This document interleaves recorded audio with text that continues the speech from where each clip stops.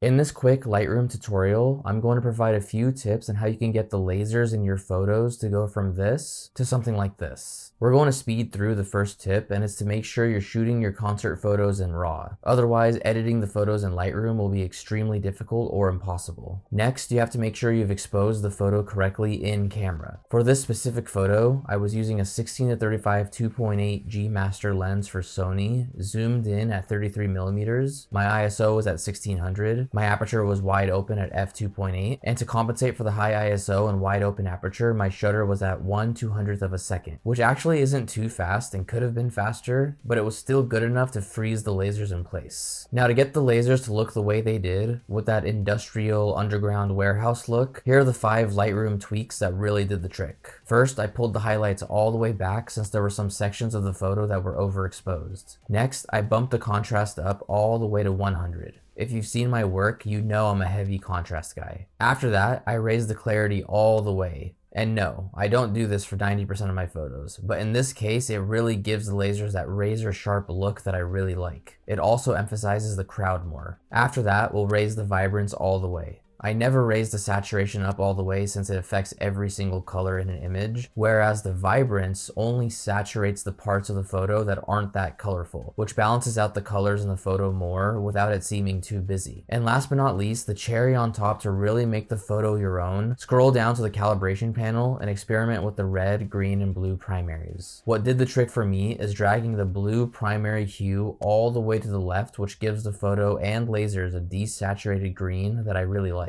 I would suggest experimenting in the calibration panel to really make your photos with or without lasers your own. Thank you for watching, liking, and subscribing, guys. From here, I would suggest continuing on to this video to learn how to properly expose and edit pyro in your concert photos, or this video for the best Lightroom export settings for Instagram, your website, and client work. I'll see you there.